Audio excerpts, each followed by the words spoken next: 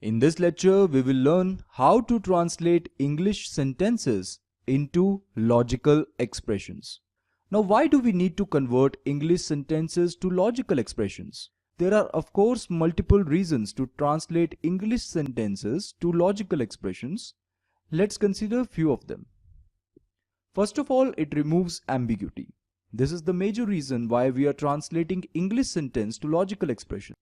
It is possible in a language like English where a particular sentence has multiple meanings. In mathematics, this is not something which is acceptable. Therefore, removing ambiguity is very important, and hence we convert English sentences to logical expressions. Now, the second most important reason is that it is quite easy to manipulate logical expressions in comparison with English sentences. English sentences are not easy to manipulate with. On the other hand, logical expressions are quite easy to play with. We would be able to reason about sentences or mathematical statements very easily using logical expressions in comparison with English sentences.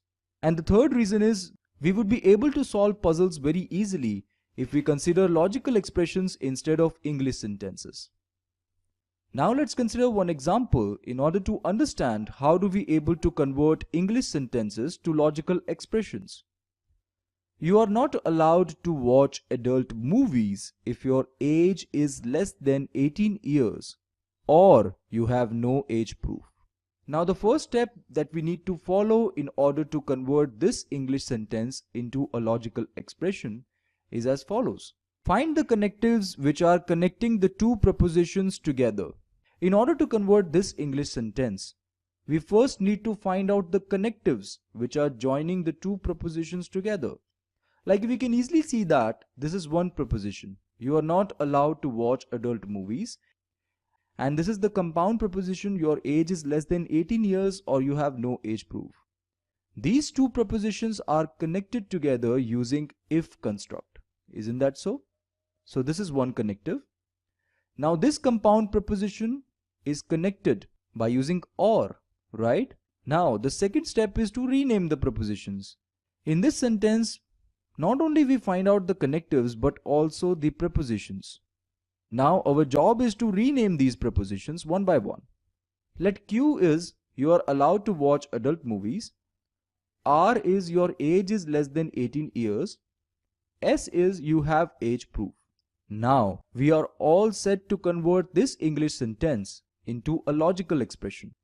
Here, as we know that this particular statement is of the form Q if P. Isn't that so? Which is equivalent to if P then Q. That means P implies Q.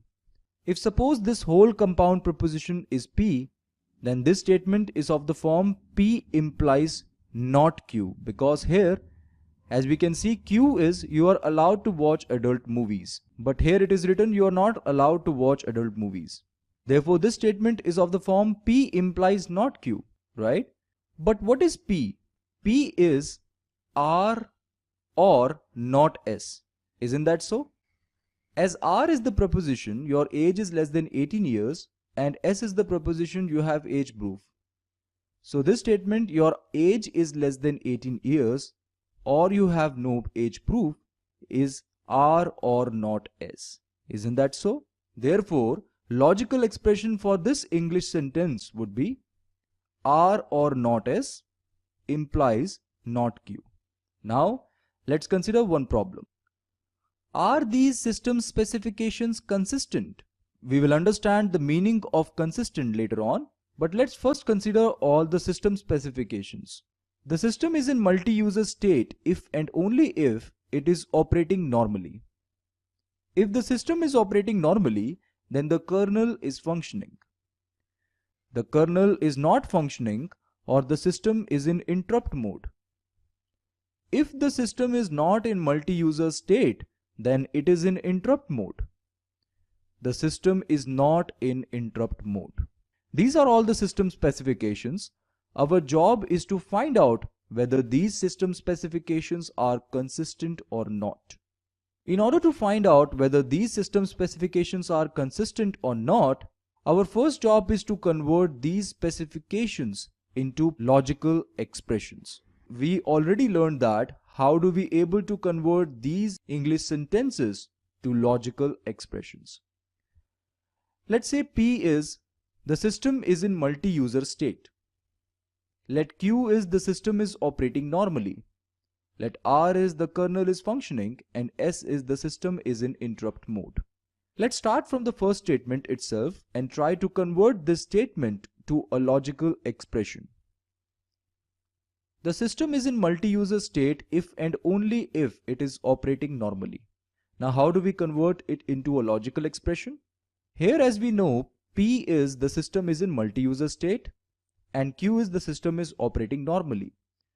Therefore, this statement is of the form P if and only if Q. And hence the logical expression corresponding to this particular sentence would be P biconditional operator Q, right? We need to put biconditional operator to indicate if and only if. Okay, now let's consider the next sentence. If the system is operating normally, then the kernel is functioning. As Q is the system is operating normally and R is the kernel is functioning. Therefore, this statement is of the form if Q then R, right? Which is equivalent to Q implies R. Let's consider the next sentence. The kernel is not functioning or the system is in interrupt mode. As R is the kernel is functioning. Here we are saying the kernel is not functioning. So this is not R. Or the system is in interrupt mode, which is equivalent to S. Therefore, this statement is of the form not R or S, right? Similarly, you would be able to observe that this statement is of the form not P implies S and this statement is not S. Okay? Now let's try to understand what is the meaning of consistent. Consistent means assigning truth values to propositional variables in such a way that finally we would be able to make all specifications true.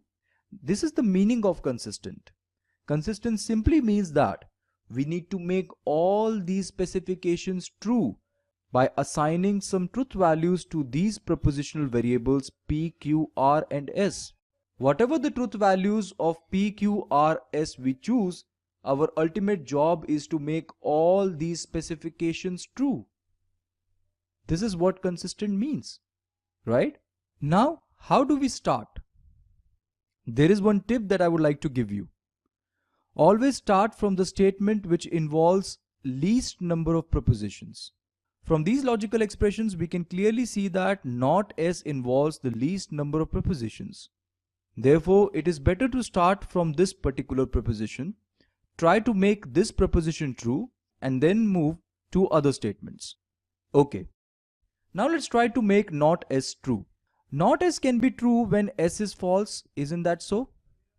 When S is false, then only not S can be true. Therefore, we are successful in making this proposition true, right? As S is false, then not P has to be false in order to make this compound proposition true. Isn't that so? Now to make not P false, P has to be true, right? Okay. Now we know that S is false, right? As this is false, this has to be true in order to make this proposition true.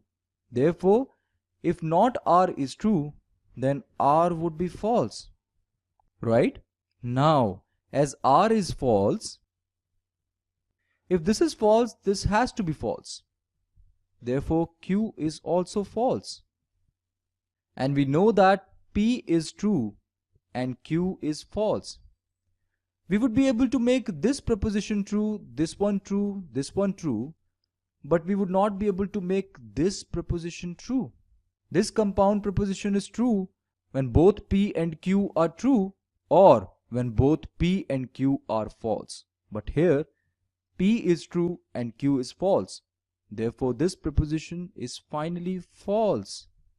As we would not be able to make all specifications true, therefore, we can say that these system specifications are not consistent.